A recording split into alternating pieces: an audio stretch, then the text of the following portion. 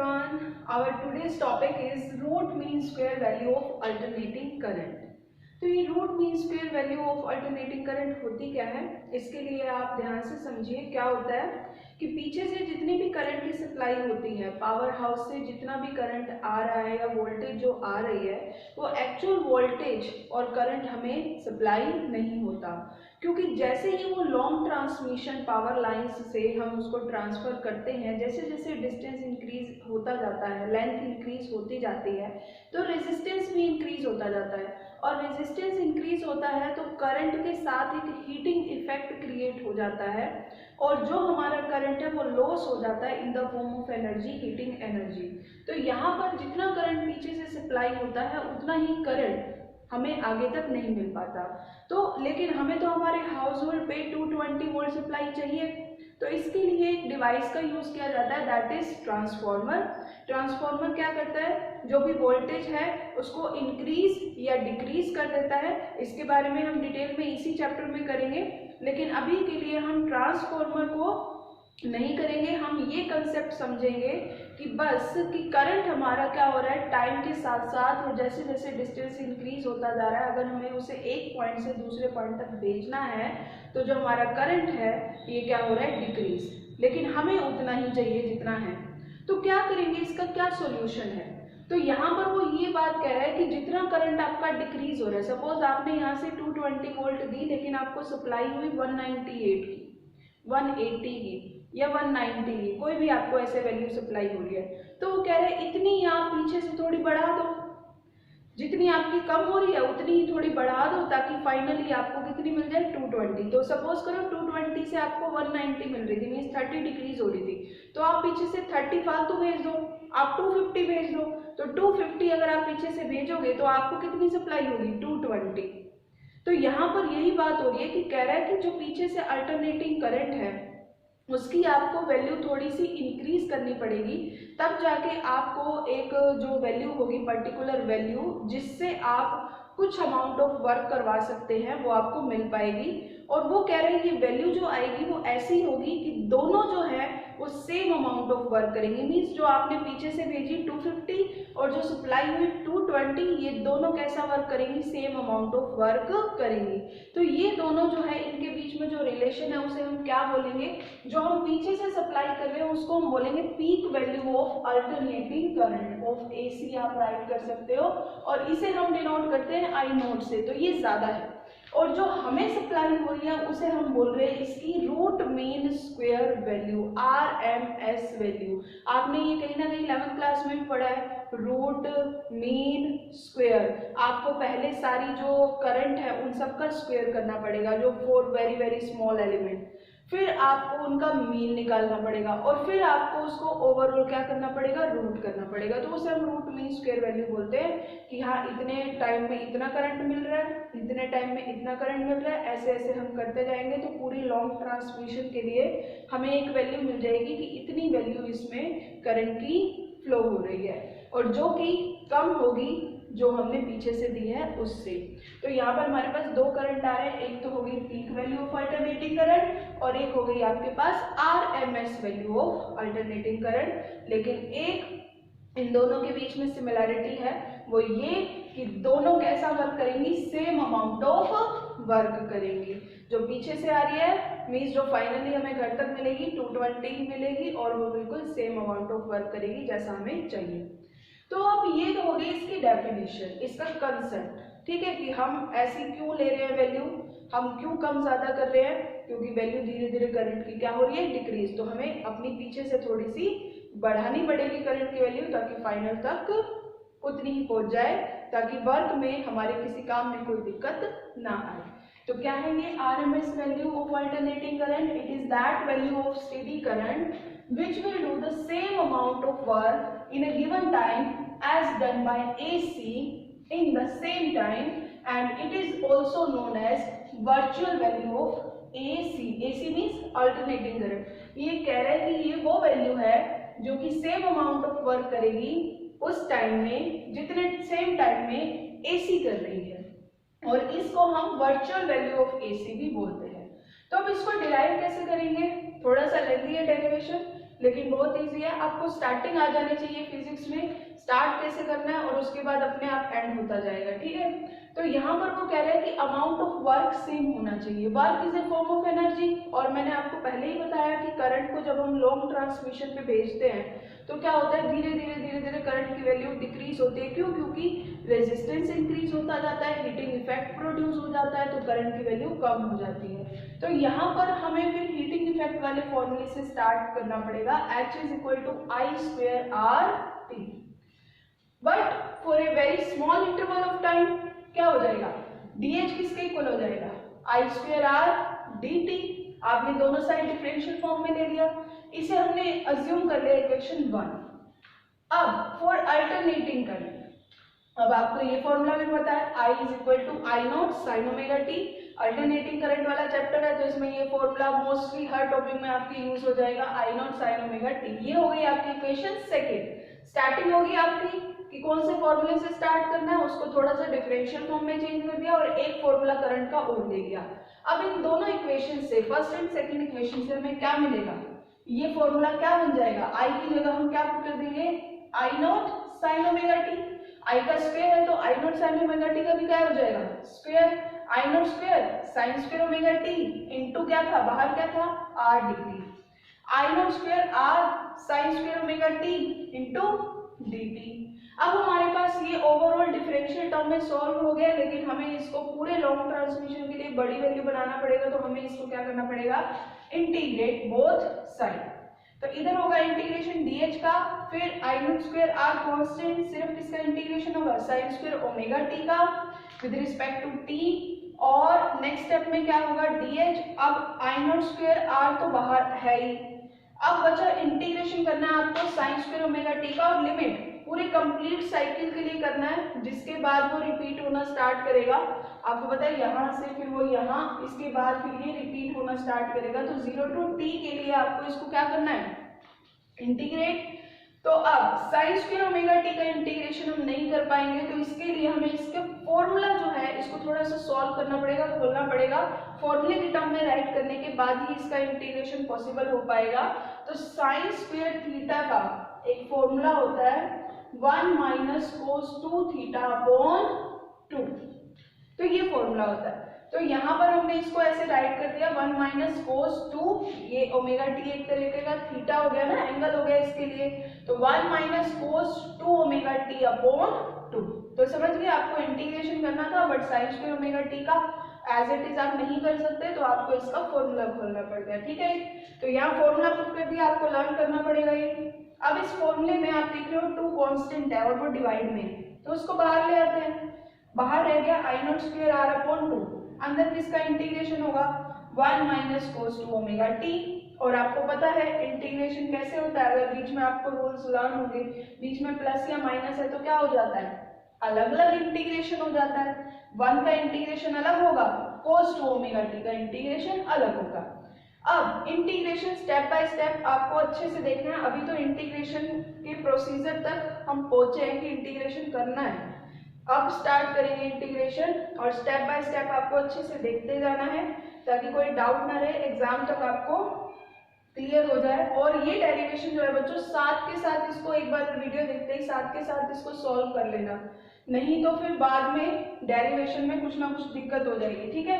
और ये जो डेरिवेशन अभी मैं करा रही हूँ, ये करंट के लिए करा रही हूँ मैं, अल्टरनेटिंग करंट। इससे नेक्स्ट में मैं, मतलब इसी वीडियो में लास्ट में मैं आपको अल्टरनेटिंग ईएमएफ के लिए कराऊंगी, तो थोड़ा सा ही चेंज करना है हमें, जहां जहां करंट है बस वहां वहां ईएमएफ लाना है, तो ये डेरिवेशन पूरा कन्वर्ट हो जाएगा इन the form of alternating EMF. तो आपको पहले ये डेरिवेशन अच्छे से आएगा, तभी आप उसको दूसरा पार्ट अल्टरनेटिंग ईएमएफ कर पाओगे, ठीक है। तो पहले ये वीडियो अच्छे से देखना, सारे स्टेप आपको अभी तक समझ में आ गए होंगे, इंटीग्रेशन तक हम पहुंच गए हैं, और इंटीग्रेशन कैसे करना है वो भी, और एक बार उसे खुद सॉल्व करके राइट करके देख लेना है, ठीक है। तो स्टार्ट करते हैं, इधर dh का इंटीग्रेशन तो क्या हो जाएगा h, फिर है उसके बाद आई नॉट स्क्वायर आर अपॉन 2। अब 1 का इंटीग्रेशन क्या होगा बता तो नहीं सकते तुम लोग, लेकिन सोच सकते हो, आपको रूल बताया हुआ है। 1 को हम कैसे राइट कर सकते हैं, t रेज़ टू पावर 0, किसी की भी पावर, कोई भी पावर है, तो इंटीग्रेशन का रूल क्या कहता है, पावर में 1 ऐड, ऊपर भी और नीचे भी, दैट मीन्स इस पूरे का इंटीग्रेशन क्या आ जाएगा, t, और लिमिट भी पुट होगी कहां से कहां तक, 0 to t, माइनस उसके बाद cos 2 ओमेगा t, तो ये एक तरह से फंक्शन ऑफ टाइम हो गया ना ये, ठीक है। तो cos फंक्शन ऑफ टाइम का इंटीग्रेशन क्या होता है, sine function of time but differentiation of function of time. Rule अगर याद नहीं है तो बहुत दिक्कत हो जाएगी, रूल याद कर लेना, ठीक है। 2 ओमेगा टी, अब 2 ओमेगा बाहर आ जाएगा, कांस्टेंट है, सिर्फ किसका डिफरेंशिएशन होगा, टाइम का विद रिस्पेक्ट टू टाइम, ये हो जाएगा आपके पास 1। समझ में आ गया आप लोगों को, तो यहाँ पर सिर्फ क्या बच जाएगा, 2 ओमेगा। अब इसमें लिमिट पुट करते हैं नेक्स्ट स्टेप में, या इसी में कर लेते हैं, क्या होगा, upper limit minus lower limit, that means small T की जगह पहले कैपिटल टी पुट करेंगे, फिर -0, ठीक है, ये आ गई टर्म। अब इसमें से देखो बच्चों 2 ओमेगा बाहर आ रहा है कांस्टेंट, तो 2 ओमेगा बाहर ले, अंदर क्या बच गया, 2 omega sine 2 omega T. Limit put करनी है इसमें 0 to t, तो आपको आती है लिमिट पुट करनी, पहले स्मॉल t की जगह हम कैपिटल T पुट करेंगे और फिर स्मॉल t की जगह 0, क्योंकि टाइम के with respect to differentiate integrate किया था हमने, तो टाइम की जगह लिमिट पुट कर देंगे, पहले अपर लिमिट, इसी में कर रही हूं मैं, स्मॉल t की जगह कैपिटल T, फिर माइनस इसी में स्मॉल t की जगह 0, upper limit minus lower limit, ठीक है। तो ये आपके पास एक इक्वेशन बन गई। अब ध्यान से देखो, अब ओमेगा को हम थोड़ा सा चेंज करेंगे, क्या चेंज करेंगे, इस ग्राफ के, क्योंकि साइनोसॉइडल वेरिएशन आने वाली है करंट की, और आपको पता है एंगुलर वेलोसिटी ओमेगा किसके इक्वल होती है, थीटा अपॉन टाइम के, और theta for a complete cycle किसके इक्वल होने वाला है, 2 पाई, और स्मॉल t यानी टाइम किसके इक्वल होने वाला है, कैपिटल T, क्योंकि कंप्लीट टाइम पीरियड हो जाएगा 2 पाई एंगल के लिए, आपके पास टाइम पीरियड कितना हो जाएगा, t हो जाएगा। तो इट मींस आप ओमेगा की जगह क्या पुट कर सकते हो बच्चों, 2 पाई अपॉन t, t से सेम यहाँ भी, लेकिन अगर पुट करोगे भी सही तो मल्टीप्लाई में 0 है, तो पूरी वैल्यू क्या हो जाएगी, 0। तो आपके पास क्या आएगा नेक्स्ट स्टेप में, h is equal to I note square r upon 2 integration sine 4 pi minus sine 0, एक सेकेंड, t वाली वैल्यू रहेगी, t माइनस दिस, ठीक है। अब जब आप इनकी वैल्यू देखते हो, साइन 4 पाई किसके इक्वल होगा, यही आएगा ना, 2 × 2 पाई 4 पाई, साइन 4 पाई 0, साइन 0 भी 0, तो मीन्स ये सारी वैल्यू 0, ये भी 0, 0 माइनस 0 0, और t माइनस 0 क्या होगा, t। तो आपके पास h का फॉर्मूला क्या बच जाएगा, आई नोट स्क्वायर r अपॉन 2, और यहाँ से सिर्फ आपको मिलेगा t। तो ये आपके पास एक तरीके का फॉर्मूला बच गया हीटिंग एनर्जी का, इसे हम अज्यूम कर लेंगे इक्वेशन नंबर 3। अब ये आपकी इक्वेशन नंबर 3 और ये आपकी इक्वेशन नंबर 4, ये क्या है, ये कोई नया नहीं है कुछ, ये भी वही फॉर्मूला है हीटिंग एनर्जी का, आई स्क्वायर आर टी, बस अब आई को थोड़ा सा चेंज कर दिया, क्योंकि अब हम इसे रूट मीन स्क्वायर की टर्म में बदलने वाले हैं, तो आई की जगह हमने पुट कर दिया रूट मीन स्क्वायर, RMS भी पुट कर सकते हो आप, ठीक है, या V भी पुट कर सकते हो, तो कोई भी पुट कर सकते हो, दोनों एक ही बात है। R और स्मॉल t की जगह, क्योंकि कंप्लीट ट्रांसमिशन के लिए अब यहाँ पर क्या हो जाएगा, कैपिटल T, तो ये यही फॉर्मूला है, H is equal to I V square RT, V की जगह आप RMS भी पुट कर सकते हो, तो फॉर्मूला वही है। पहले हमने देखो डिफरेंशियल टर्म के अकॉर्डिंग चेंज कर दिया, अब हमें यहाँ पर वर्चुअल वैल्यू चाहिए थी, RMS वैल्यू चाहिए थी, तो उसके अकॉर्डिंग चेंज कर दिया। तो अब ये दोनों ही हीटिंग एनर्जी के फॉर्मूलाज है, ये हमने for very very small element के लिए निकाला और फिर इंटीग्रेट किया, ये हमने डायरेक्ट सोच लिया कि ऐसा ही आएगा, ठीक है। तो दोनों को इक्वल पुट करेंगे तो क्या होगा, दोनों ही h है, I V square R capital T किसके इक्वल होगा, I note square R T upon 2, R T से तो बच गया I V square is equal to I note square by 2, और स्क्वायर है तो इधर आएगा बच्चों, तो क्या हो जाएगा रूट, स्क्वायर से रूट क्या हो जाएगा कैंसिल, लेकिन इस पे तो स्क्वायर नहीं है तो नीचे आ जाएगा रूट, तो ये आपके पास फाइनल आंसर आएगा EV is equal to I0/√2। और अगर आप इसे परसेंटेज में फाइंड आउट करोगे तो ये आएगा अकॉर्डिंग टू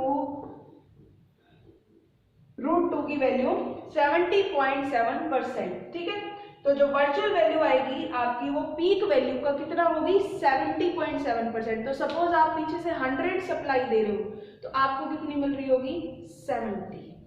ठीक है, तो वैल्यू आपकी क्या हो जाएगी थोड़ी सी कम हो जाएगी। इसीलिए अगर आपको 220 चाहिए तो पीछे से थोड़ी बढ़ा दो, मैंने तो कम करनी ही करनी है। ठीक है, क्योंकि रेजिस्टेंस इंक्रीज होता जाएगा। वायर मैं नहीं कर रही हूँ, वायर में जब फ्लो हो रही है तो कम होनी ही होनी है, तो आप पीछे से बढ़ा दो। ठीक है, तो पीक वैल्यू थोड़ी ज्यादा होती है, RMS वैल्यू थोड़ी कम होती है। और कितनी कम होती है देखो, उसका थोड़ा सा अगर ये आप ये 10 मान लो तो ये उसकी 7 के अराउंड वैल्यू, मतलब उसकी IV इक्वल होता है कितने के I0/√2। ठीक है, यानी 70% होता है उसका अप्रोक्सीमेटली। तो अब हमारा ये डेरिवेशन कंप्लीट। अब मैं आपको बताती हूँ एक बहुत ही आप लोगों के लिए अच्छी बात। तो ये जो मैंने यहाँ पर जो स्पेस छोड़ के पूरा इंटीग्रेशन किया, आप लोगों को समझाया, ठीक है, और कई तो एक एक में मैंने 2-2 स्टेप कर दिए, तो करीब करीब आपके 6 से 7 स्टेप बनते हैं इंटीग्रेशन के। यहाँ से स्टार्ट हो रहा है ना इंटीग्रेशन, 1 2 3 4 5, बीच में 1-2 मिक्स भी कर दिए होंगे, जैसे यहाँ 2 हो गए, यहाँ 2 हो गए। तो आपको क्या करना है, अगर पहला नंबर तो कोशिश करनी है इंटीग्रेशन हो जाए, लेकिन अगर नहीं होता है तो आप यहीं से, ठीक है, सीधा क्या बोल दोगे कि साइन स्क्वायर ओमेगा टी का, ऐसे ब्रैकेट में साइड में लिख दोगे integration of sine square omega T with respect to T 0 to t limit के लिए कितना होता है t/2। आप डायरेक्ट बाद में लिख सकते हो, लेकिन ये सिर्फ मेडिकल स्टूडेंट के लिए मैं बोल रही हूँ, बाकी मैथ वाले इसको जरूर ट्राई करना। ठीक है, अगर और बायो वालों ने भी, मेडिकल वालों ने भी करना है, लास्ट में आपका नहीं हो तो छोड़ देना है। तो आपके पास साइन स्क्वायर ओमेगा टी का डायरेक्ट आप बोल सकते हो कि इंटीग्रेशन क्या आने वाला है t/2। यही तो आया था लास्ट में, क्या बच गया था t/2। I0² तो पहले से था। ठीक है, तो ये आपका कंप्लीट इंटीग्रेशन हो गया, और नहीं हो तो t/2 पुट कर देना। अब ये आपका जो डेरिवेशन है ये हो गया कंप्लीट फॉर अल्टरनेटिंग करंट। मैंने कहा था पहले ही कि ये डेरिवेशन में थोड़ा सा चेंज कराऊंगी in the form of alternating EMF।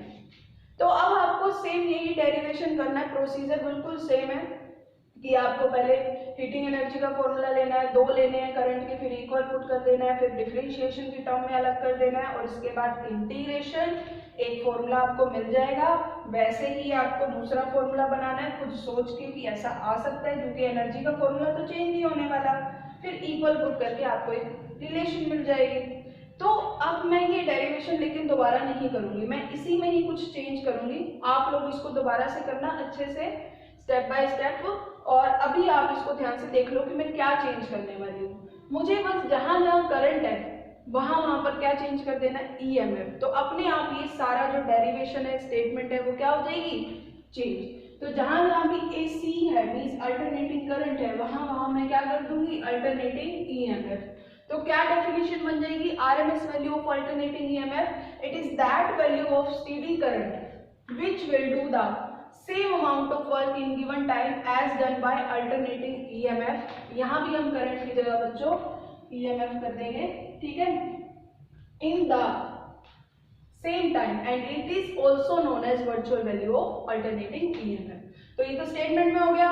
अब हम यहाँ फॉर्मूले में क्या करेंगे, कुछ मुश्किल नहीं है, आपको पता है करंट का फॉर्मूला क्या होता है, EMF upon R according to Ohm's law, simple सा फॉर्मूला। तो जहां जहां आपको करंट दिख रहा है वहां वहां आपने क्या पुट कर देना है, EMF/R। अगर I दिख रहा है तो EMF/R, I0 दिख रहा है तो E0/R, और अगर IV दिखेगा, क्योंकि क्लास में IV भी तो आएगा ना, तो EV/R। मींस जो जैसा यहाँ पर है वैसे ही आप दूसरे में चेंज कर दोगे। ठीक है, H is equal to I²/RT है, तो I की जगह मैंने अभी बताया क्या पुट करोगे, E/R, और I का स्क्वायर है तो E का भी स्क्वायर होगा, R का भी स्क्वायर होगा, और एक R से बच्चों एक R क्या हो जाएगा, कैंसिल। तो इसमें R मल्टीप्लाई में रहा था करंट में, अब R किस में हो जाएगा, डिवाइड में हो जाएगा। ठीक है, लेकिन कोई फर्क नहीं पड़ता, लास्ट में जाके वो आर कैंसिल ही होना है। तो आई नॉट, यहाँ पर हमने E square by R T कर दिया, तो यहाँ भी क्या हो जाएगा E square by R D T. यहाँ पर आई की जगह बस अब हम ईएमएफ की बात करेंगे हर जगह, तो ई नॉट साइन ओमेगा टी। तो from equation first and second जहां आई है वहां पर ई, तो आई नॉट की जगह ई नॉट, बस ये आर का ध्यान रखना बच्चों, आर किसमें हो जाएगा divide, E not square R, ऊपर वाला आर चला जाएगा और ये आर डिवाइड में, क्योंकि इसमें एक आर है ना पहले से डिवाइड में। अब यहां पर भी क्या हो जाएगा same, E not square R by R, ठीक है, इधर भी E not square by R, E not square, और यहां भी E not square by R, same यहां भी E not square by R. बस इसके बाद यहाँ हर स्टेप में बस यही होता जाएगा, इतना ही चेंज होना है। आपको ये डेरिवेशन लेके शुरू से करना है, ऐसे मेरी तरह मत करना, ठीक है।